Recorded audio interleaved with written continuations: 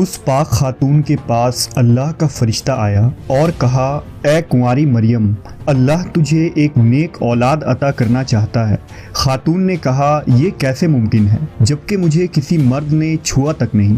فرشتے نے کہا، ایسا کرنا تیرے رب کے لیے بہت آسان ہے۔ وہ نیک اور پارسا خاتون کون تھی جو قیامت تک پاک دامنی کی مثال بن گئی؟ وہ خاتون جسے اللہ نے اپنے زمانے کے تمام عورتوں پر برتری عطا فرمائی۔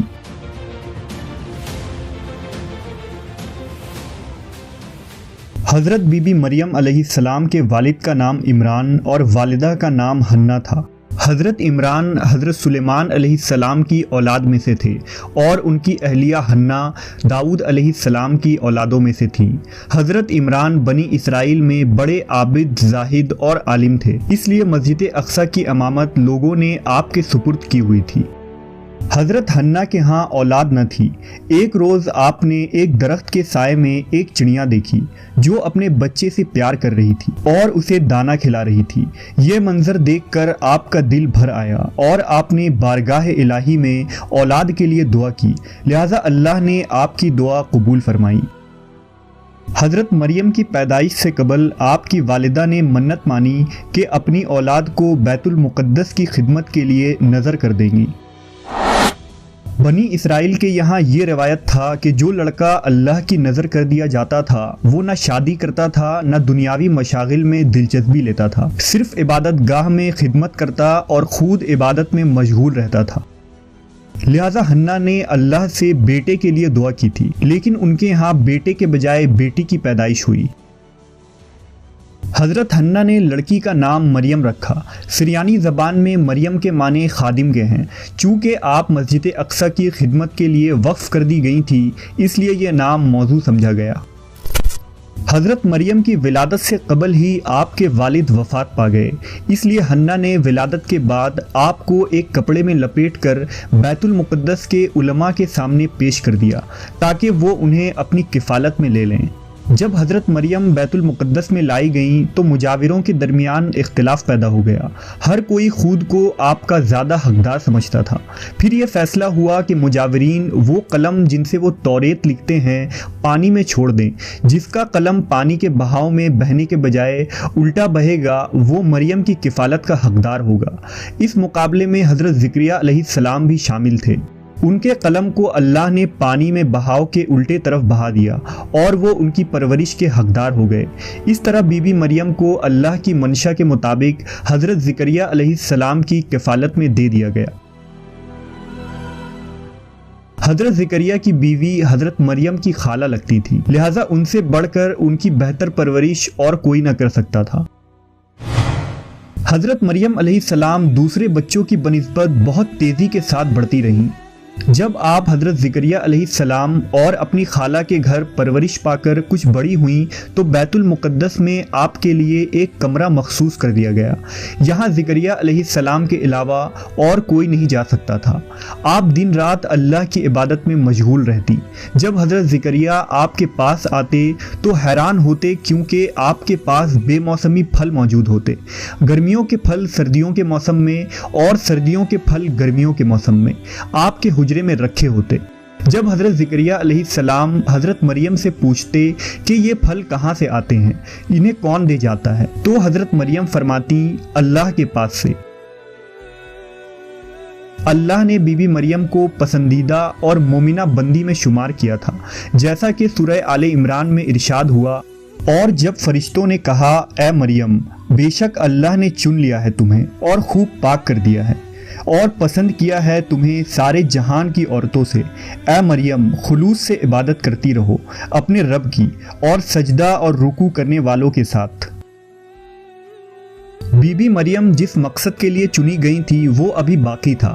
آپ دن رات اللہ رب العزت کی عبادت و ریاضت میں مشغول رہتی تھیں، یہاں تک کہ بنی اسرائیل میں یہ مشہور ہو گیا کہ بی بی مریم نہایت ہی عبادت گزار، پاکیزہ اور متقی خاتون ہیں، اور لوگ آپ کا بہت عزت و احترام کرنے لگے۔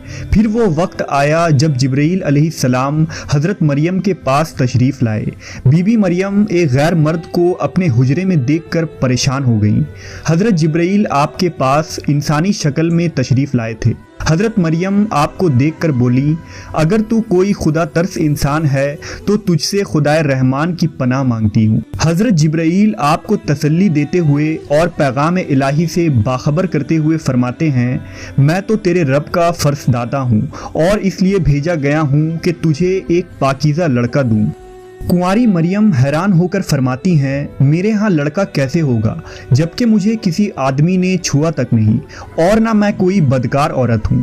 حضرت جبرائیل نے کہا، ایسا ہی ہوگا، تیرا رب فرماتا ہے کہ ایسا کرنا میرے لیے بہت آسان ہے، اور ہم ایسا اس لیے کریں گے کہ اس لڑکے کو لوگوں کے لیے ایک نشانی بنائیں اور اپنی طرف سے ایک رحمت، اور یہ کام ہو کر رہنا ہے۔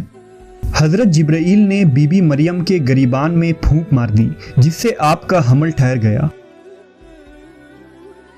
جب حضرت مریم حاملہ ہوئیں تو یہ خبر بنی اسرائیل میں عام ہو گئی کہ حضرت مریم حاملہ ہو گئی ہیں۔ اس پر بہت سے لوگوں نے زکریا علیہ السلام کے گھر آنا جانا بند کر دیا اور آپ پر الزام بہتان لگانے لگے۔ حضرت مریم بیت المقدس سے نکل گئیں اور دور ایک مقام پر جا کر ٹھہری۔ آپ اس مقام پر تنہا رہ رہی تھی کہ ایک دن آپ کو درد ذہ شروع ہو گیا۔ آپ نے ایک درخت کا سہارا لیا اور تنے کو پکڑ کر نیچے بیٹھ گئیں۔ آپ جس درخت کے پاس بیٹھی تھیں وہ ایک خشک درخت تھا۔ جب آپ اس درخت کو ہلاتیں تو معجزے سے وہ درخت سرسبز ہو کر پھل دیتا تھا۔ حضرت مریم درد سے بے چین تھیں، بدنامی کا خیال تھا۔ آخر گھبرا کر کہنے لگیں کہ کاش میں پہلے مر گئی ہوتی اور بھولی بسری ہو گئی ہوتی۔ اس مشکل وقت میں اللہ نے حضرت مریم کے قدموں کے قریب ایک نہر جاری کر دیا۔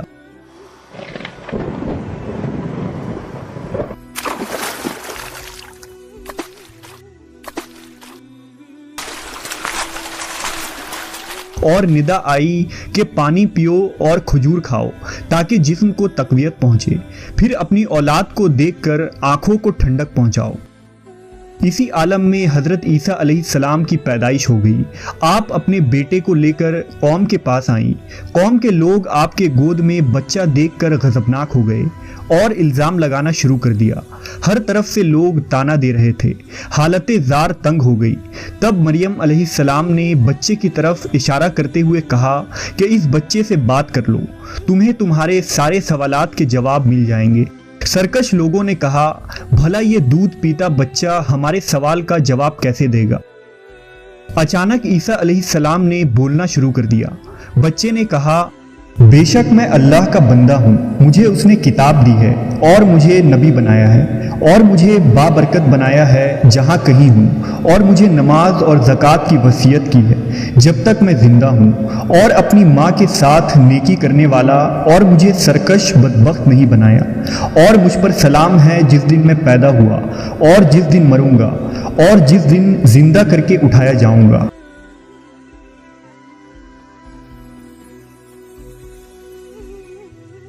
اس کے بعد حضرت مریم حضرت عیسیٰ علیہ السلام کو لے کر مصر چلی گئیں۔ جب حضرت عیسیٰ علیہ السلام کی عمر مبارک 13 سال ہوئی تو بیت المقدس واپس آ گئیں۔